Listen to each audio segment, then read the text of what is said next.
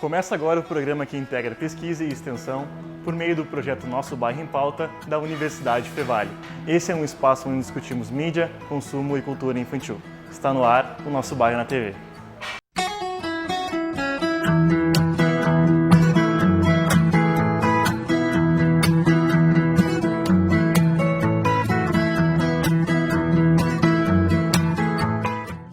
Você já parou para pensar o cheiro que lembra a sua infância? A comida da avó, o perfume do jardim ou até mesmo aquele cheiro de grama molhada depois da chuva? Essas recordações são mais importantes do que imaginamos. E é sobre isso que vamos falar a partir de agora. Uma pessoa que desde bebezinho ela vivenciou, ela experimentou aromas, diferentes tipos de perfumes, de aromas, de cheiros, ela vai ter um paladar melhor, um paladar com uma variedade de sabores. Ela vai identificar mais facilmente, eu diria que ela vai ter um paladar rico. E por quê? Toda vez que eu cheiro, toda vez que eu entro em contato, é um registro que eu tenho.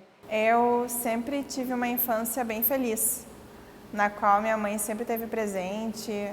Eu era uma criança muito sensível, eu vivia doente, vivia com dor de estômago, dor de barriga, e com isso minha mãe vivia me dando chá. Hoje, se eu sinto cheiro de chá de camomila, cheiro de chá de funcho, eu já me retorno, já me vem aquilo de infância na memória. Todo final de tarde, quando a minha mãe chegava do trabalho, a gente sentava para assistir algum filme ou para ver a novela, e minha mãe fazia pipoca, era sempre pipoca de melado. Hoje eu sinto o cheiro até de pipoca queimada, qualquer cheirinho de pipoca eu lembro daquilo, porque é uma coisa que, quando eu era criança, eu gostava muito. Aquele momento junto com a minha mãe, de comer a pipoca e tomar chimarrão. E tem uma coisa muito importante, um fator muito importante relacionado com a questão dos sabores e da memória. São as experiências boas e ruins que eu tive. Por exemplo, se a minha mãe, quando eu era criança, ela me deixou entrar em contato com a salsa, com o alecrim, com o cheiro da carne, com o cheirinho do feijão. E isso eu via a minha mãe fazendo de bom gosto, ela me deixava participar. No momento que eu estiver em algum lugar e eu sentir cheiros similares, isso vai me remeter à infância. Então isso é muito importante. Eu guardo na memória a situação da convivência familiar com a preparação da polenta, que era feita inicialmente pela minha avó e depois passada para minha mãe, que também era descendente de italianos. No caso, a preparação da polenta, então, era com farinha de milho fina, numa panela de ferro, e depois que ela era pronta, já estava pronta, era colocada numa tábua especial de polenta, aquela tábua era de polenta, e era cortada com um fio de linha. E aí a gente servia no prato com fatias de queijo. Isso nunca deixou de estar presente na nossa infância. Era um alimento fundamental da minha família e da minha história pessoal que eu guardo até hoje. Tem a sopa que a minha mãe faz, que é uma sopa de feijão.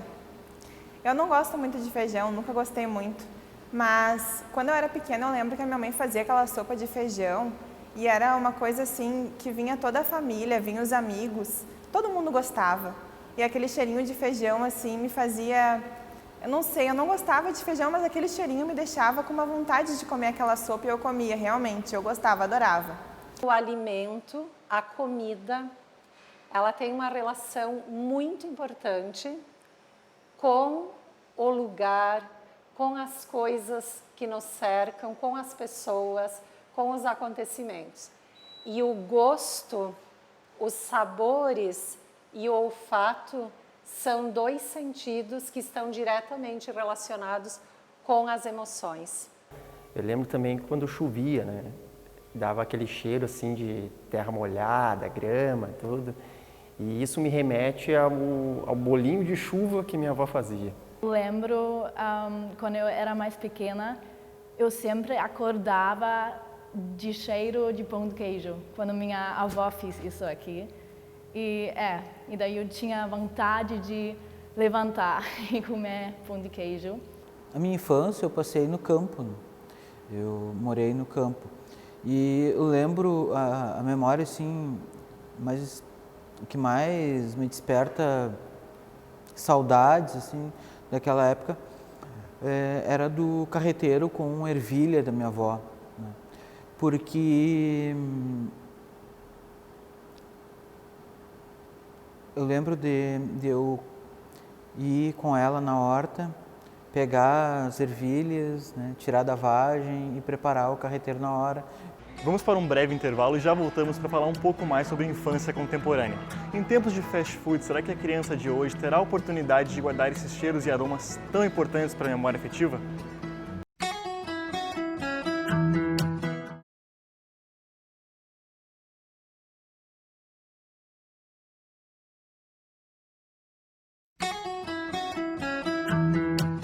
Ao longo dos anos, os alimentos tornam-se cada vez mais industrializados.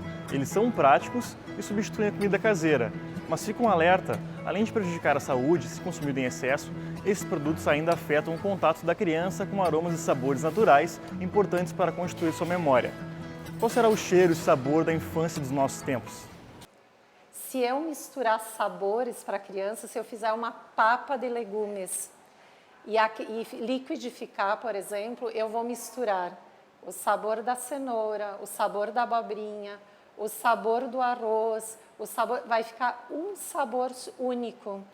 A criança não vai aprender a distinguir o cheirinho da cenoura, o cheirinho da abobrinha, do arroz. Então é muito importante que a criança, desde cedo, ela entre em contato com os sabores distintos, tá? E com certeza vão ficar na memória. Eu tenho 2 filhas hoje, uma de 23 anos e outra de 34 anos. A primeira, mais velha, Ana Terra, eu consegui amamentar até 6 meses de vida dela.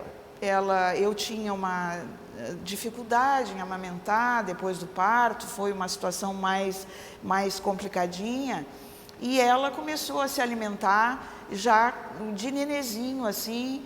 Eu comecei a dar frutas, vitaminas de frutas, batidas de fruta, e depois de um determinado período ela começou a se alimentar então com mais outras comidas de casa, e eu adquiri o hábito de trabalhar com ela, de passar para ela os sabores de comidas naturais, de comida integral.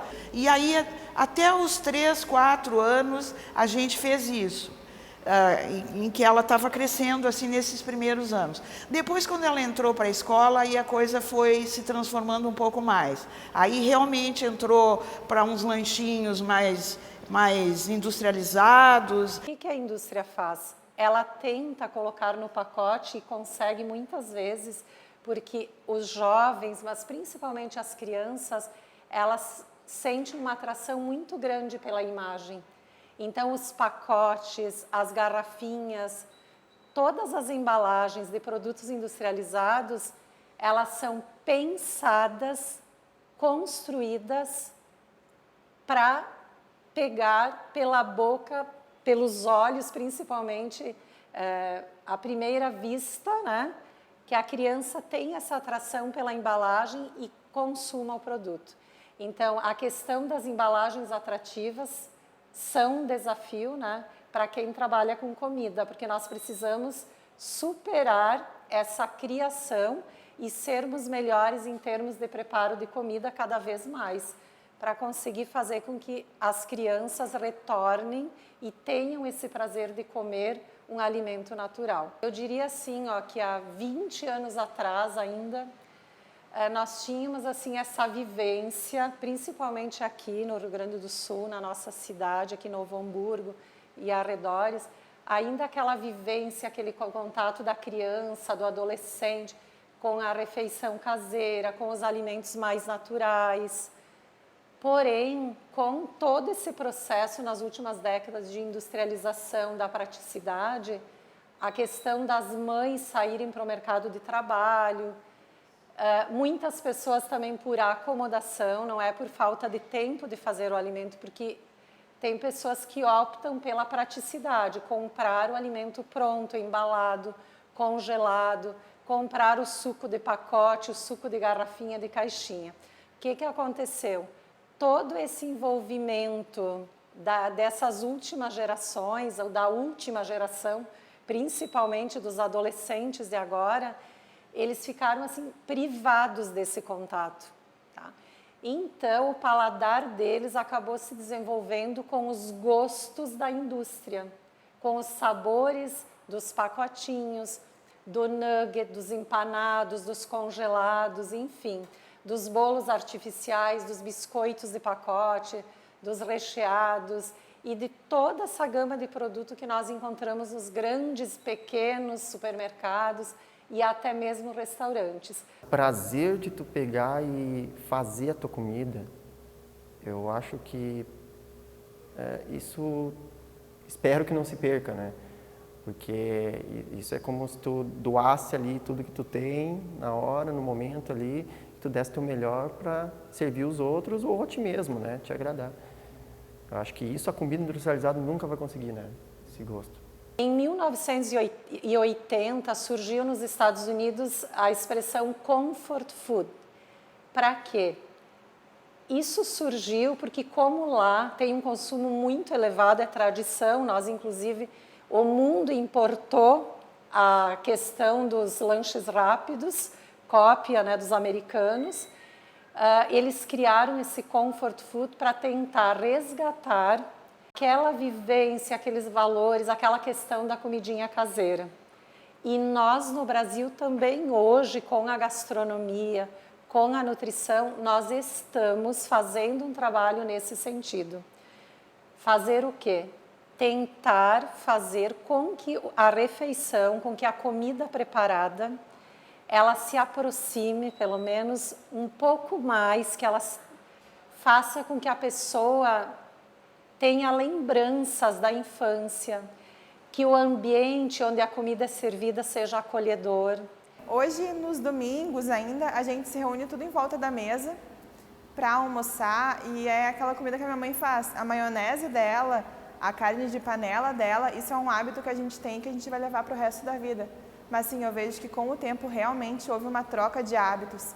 A gente percebe que antes a gente se reunia todo mundo junto para comer aquela comida feita pela mãe, comer aquela comida caseira. Mas hoje, com o passar do tempo, com essa praticidade do dia a dia, a gente acaba se afastando um pouco das pessoas, acaba se afastando um pouquinho de quando a gente era pequeno, daquela nossa infância, e começa a modificar toda a nossa rotina.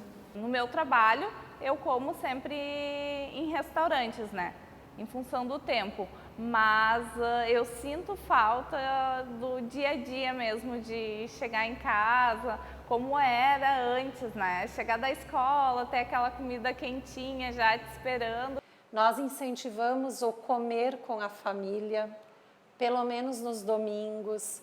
Durante a semana, na gastronomia, a gente também orienta técnicas de adiantar o preparo do alimento em casa. A família é meio separada, assim, mas quando a gente pode, reúne para fazer churrasco de domingo, né? Que antigamente tinha muito isso, a gente fazia festas de aniversário, fazia churrasco também, todo mundo junto ali, né? Então hoje ainda se mantém isso. As pessoas não têm mais aquele hábito cultural da convivência, muitas vezes. Em casa, às vezes, tu vê que tem uma pessoa que está consumindo um produto industrializado X e outro membro da família está consumindo num outro ambiente um outro produto industrializado. Tu abre a geladeira e tu vê que tem uma gama de produtos industrializados de acordo com a preferência de cada um. Então, perdeu-se muito aquela questão do cozinhar na panela, do reunir a família, do comer junto. Porque onde tem alimento, isso desde que o mundo é mundo, desde que o ser humano existe, o alimento sempre foi um motivo de encontro. E com a questão do consumismo, muitos desses valores se perderam e nós precisamos resgatar. E através das várias áreas de estudo, da gastronomia, da nutrição, da história, da sociologia, porque comida ela tem uma relação com praticamente todas as áreas, nós temos que tentar resgatar essas questões culturais de manter o hábito da refeição juntos, de partilhar o alimento, de colocar na panela ingredientes bons, orgânicos, o mais naturais possíveis e evitar ao máximo o consumismo que hoje, infelizmente, domina a população. Então, nós temos que melhorar nesse sentido. E isso irá contribuir para que as nossas gerações, as crianças, os jovens e os futuros que virão, tenham um ambiente, uma vida melhor, mais saudável. O nosso Bairro na TV termina aqui. Na próxima edição vamos continuar discutindo a relação entre mídia, infância e consumo. Para saber mais, acesse nossa página no Facebook e nosso canal no YouTube. Até mais!